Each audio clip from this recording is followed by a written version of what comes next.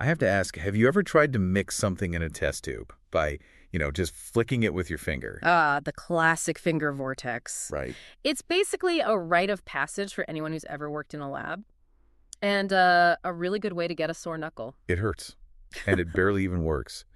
But looking at this history we've gathered today, it seems that exact frustration actually sparked a tiny revolution. It really did. So for this deep dive, our mission is to figure out how we got from that to this simple vibrating box that became really the unsung hero of the modern lab, the Vortex mixer. It's such a great little device, and to get why it's so important, you have to look at what labs were using before, say, the 1960s. What was the standard then? Orbital shakers. But these things were massive, just huge machines made for big flasks. Their orbits were really wide, maybe 10 to 50 millimeters. Okay, so that's fine for a big bottle of something, but what happens when you put a tiny test tube on there? It just kind of sloshes around very gently. It's using gravity to do the mixing, which is just way too slow for a small sample. So the big insight, the core of this deep dive, was a shift in thinking. It was all about miniaturization. Mm-hmm. The engineers realized that for a tiny tube, you don't need gentle sloshing. You need, for lack of a better word, violence. Controlled violence, yeah.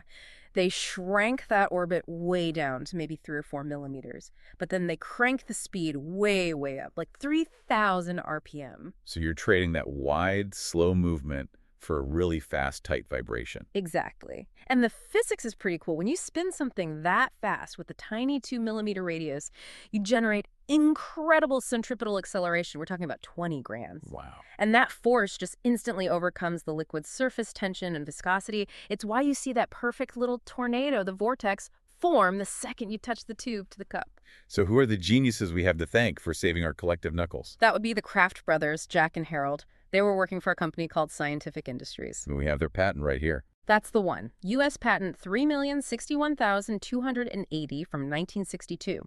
It basically locked down the design for what became the iconic Vortex Genie. The classic gray box. I know it well. And the mechanism they patented is just beautiful in its simplicity. It's a vertical motor, an eccentric drive shaft, meaning it's intentionally off-center, and that little cupped rubber head on top. That rubber head is the key, isn't it?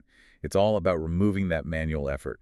And, speaking of taking manual work out of your workflow, that actually brings us to our sponsor, Embersilk. It's a perfect transition. If you're looking to streamline your own operations, Embersilk is really the partner you need. They're experts in AI, training, automation, custom software, you name it. They really specialize in digging in and uncovering where intelligent agents can make the most impact for you or your business.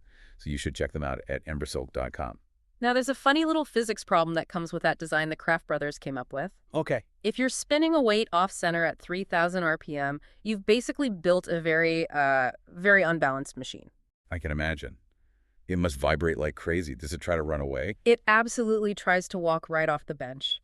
It wants to become a tiny, sentient jackhammer. So how do they solve that? How do you keep it grounded? Brute force, really. Mass.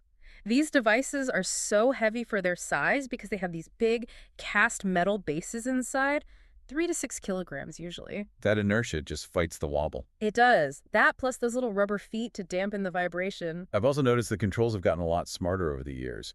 The really old ones just had a simple dial. Yeah, those were triac controls. Think of a simple dimmer switch for a light. They were effective, but kind of dumb. If you press down hard on the cup, the motor would slow down from the friction. And the new ones don't do that. Not at all. They use microprocessors with pulse width modulation, or PWM. They have a little brain.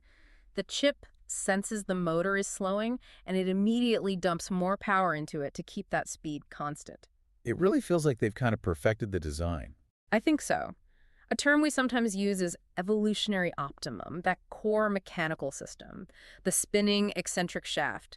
It's pretty much perfect. It's unlikely to change. So the innovation isn't mechanical anymore? No, the future is digital, things like LIMS integration. What is that? Why would a mixer need to talk to a computer? For compliance. For data. Yeah. If the mixer can talk to the Laboratory Information Management System, or LIMS, you have a perfect record. You know that sample A was mixed at exactly 2,500 RPM for precisely 10 seconds. It takes all the human error out of the equation. That's incredible. It's just amazing to think that we've gone from, flicking tubes with a sore finger to smart devices that are logging their own data in a central system. It's a wonderful example of focused, practical innovation. If you enjoyed this deep dive into the gear that powers science, please subscribe to the show. Hey, leave us a 5-star review if you can. It really does help get the word out. Thanks for tuning in. And next time you see one of those little boxes in a lab, just remember, you're looking at a tiny, perfectly controlled earthquake designed to save a scientist's thumb